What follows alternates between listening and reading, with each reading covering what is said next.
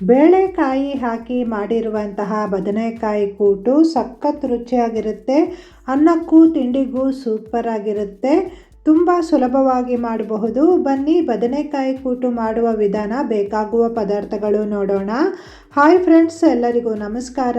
KR ಚಾನಲ್ಗೆ ಸ್ವಾಗತ. ನಾನು ನಿಮ್ಮ ರೂಪ.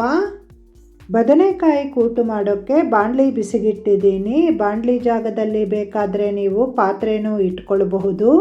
ನಿಂಬೆ ಹಣ್ಣಿನ ಗಾತ್ರದ ಹುಣಸೆ ಹಣ್ಣಿಗೆ ನೀರು ಹಾಕಿ ನೆನೆಸಿಟ್ಟಿದ್ದೆ. ಆ ನೀರನ್ನು ಮಾತ್ರ ಈ ರೀತಿ ಹಿಂಡಿ ರಸ ತೆಗೆದು ಹಾಕ್ಕೊಳ್ಬೇಕು. ಅದೇ ಹುಣಸೆ ಹಣ್ಣಿಗೆ 3 ಬಾರಿ ನೀರು ಹಾಕಿ ಈ ರೀತಿ ಚೆನ್ನಾಗಿ ಕಿವುಚಿ ರಸ ತೆಗೆದು ಹಾಕ್ಕೊಳ್ಬೇಕು. ಹಾಗೆ ರುಚಿಗೆ ತಕ್ಕಷ್ಟು ಉಪ್ಪು ಹಾಕಿ ನಾನಿಲ್ಲಿ 1.5 ಸ್ಪೂನಿನಷ್ಟು ಉಪ್ಪು ಹಾಕಿದ್ದೇನೆ.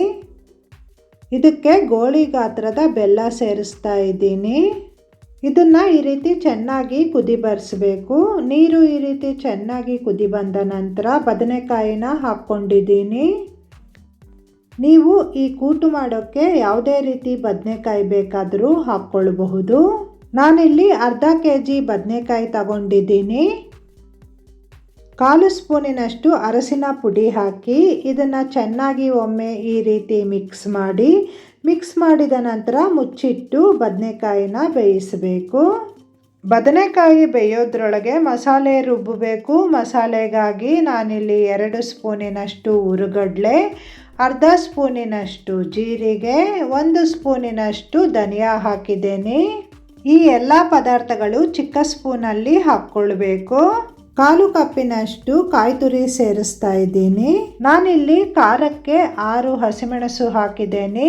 ನಿಮಗೆ ಖಾರ ಎಷ್ಟು ಬೇಕು ಅಂತ ನೋಡಿ ಹಸಿಮೆಣಸನ್ನು ಹಾಕ್ಕೊಳ್ಳಿ. ಸ್ವಲ್ಪ ನೀರನ್ನು ಹಾಕ್ಕೊಂಡು ಈ ರೀತಿ ನೈಸಾಗಿ ರುಬ್ಬಬೇಕು. ನೋಡಿ, ಬದನೆಕಾಯಿ ಚೆನ್ನಾಗಿ ಬೆಂದಿದೆ.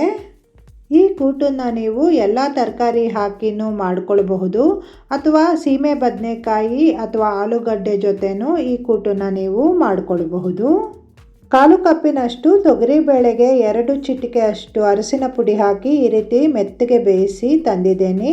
ಇದನ್ನು ಬದನೆಕಾಯಿಗೆ ಹಾಕಿ ಹಾಗೆ ರುಬ್ಬಿರುವಂತಹ ಪೇಸ್ಟನ್ನು ಹಾಕ್ಕೊಂಡು ಇದನ್ನು ಒಮ್ಮೆ ಚೆನ್ನಾಗಿ ಮಿಕ್ಸ್ ಮಾಡಿ.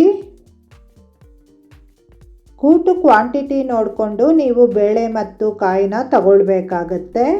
ಕಾಯಿ ಮತ್ತು ಬೇಳೆ ಹಾಕಿರೋದ್ರಿಂದ ಈ ಕೂಟಿನ ರುಚಿ ತುಂಬ ಚೆನ್ನಾಗಿರುತ್ತೆ. ಈ ರೀತಿ ಮುಚ್ಚಿಟ್ಟು ಇದನ್ನು ಚೆನ್ನಾಗಿ ಕುದಿ ಬರಿಸಿ. ನೋಡಿ, ಕೂಟು ಚೆನ್ನಾಗಿ ಕುದಿ ಬರ್ತಾ ಇದೆ. ಈಗ ಸ್ವಲ್ಪ ಕೊತ್ತಂಬರಿ ಸೊಪ್ಪನ್ನು ಸೇರಿಸ್ತಾ ಇದ್ದೀನಿ. ಕೊತ್ತಂಬರಿ ಸೊಪ್ಪು ಹಾಕಿದ ನಂತರ ಈ ರೀತಿ ಒಮ್ಮೆ ಚೆನ್ನಾಗಿ ಮಿಕ್ಸ್ ಮಾಡಿ. ಕೂಟಿಗೆ ಒಗ್ಗರಣೆ ಮಾಡಬೇಕು. ಒಗ್ಗರಣೆಗಾಗಿ ನಾನಿಲ್ಲಿ ಒಗ್ಗರಣೆ ಸೌಟು ಬಿಸಿಗಿಟ್ಟು 2 ಸ್ಪೂನಿನಷ್ಟು ಎಣ್ಣೆ ಹಾಕಿದ್ದೀನಿ. ಎಣ್ಣೆ ಸ್ವಲ್ಪ ಬಿಸಿಯಾದ ನಂತರ 1 ಸ್ಪೂನಿನಷ್ಟು ಸಾಸಿವೆ, 1 ಸ್ಪೂನಿನಷ್ಟು ಉದ್ದಿನಬೇಳೆ ಹಾಕಿ. ಇದಕ್ಕೆ ಬೇಕಾದರೆ ಕಡಲೆಬೇಳೆನೂ ಹಾಕ್ಕೊಳ್ಬಹುದು. ಸಾಸಿವೆ ಚಟಪಟ ಅಂತ ಸಿಡಿದ ನಂತರ ಉದ್ದಿನಬೇಳೆ ಹಾಕ್ಕೊಳ್ಬೇಕು. 2 ಒಣಮೆಣಸನ್ನು ಕಟ್ ಮಾಡಿ ಹಾಕಿದ್ದೇನೆ. ಸ್ವಲ್ಪ ಕರಿಬೇವನ್ನು ಸೇರಿಸ್ತಾ ಇದ್ದೀನಿ. ಈ ಎಲ್ಲ ಪದಾರ್ಥಗಳನ್ನು ಈ ರೀತಿ ಚೆನ್ನಾಗಿ ಫ್ರೈ ಮಾಡಿ. ಒಗ್ಗರಣೆ ಕಲರ್ ಚೇಂಜ್ ಆದ ನಂತರ ಲಾಸ್ಟಿನಲ್ಲಿ ಸ್ವಲ್ಪ ಇಂಗಿನ ಪುಡಿ ಹಾಕಿದ್ದೇನೆ. ಈಗ ಈ ಒಗ್ಗರಣೆನ ಕೂಟಿಗೆ ಹಾಕಬೇಕು. ಎಲ್ಲ ಪದಾರ್ಥಗಳು ಹಾಕಿ ಮಾಡಿರೋದ್ರಿಂದ ಕೂಟಂತೂ ಘಮಘಮ ಅಂತ ಪರಿಮಳ ಬರ್ತಾ ಇದೆ. ಒಗ್ಗರಣೆ ಹಾಕಿದ ನಂತರ ಇದಕ್ಕೆ ಅರ್ಧ ಕಪ್ಪಿನಷ್ಟು ಬೆಂದಿರುವಂತಹ ಬಟಾಣಿ ಹಾಕಿದ್ದೇನೆ. ಬಟಾಣಿನ ಫಸ್ಟೇ ಬೇಯಿಸಿರೋದ್ರಿಂದ ನಾನು ಲಾಸ್ಟಿನಲ್ಲಿ ಹಾಕ್ತಾ ಇದ್ದೀನಿ. ಬಟಾಣಿ ಬೆಂದಿಲ್ಲ ಅಂದರೆ ನೀವು ಬದನೆಕಾಯಿ ಜೊತೆನೇ ಇದನ್ನು ಹಾಕಿ ಬೇಯಿಸಬಹುದು.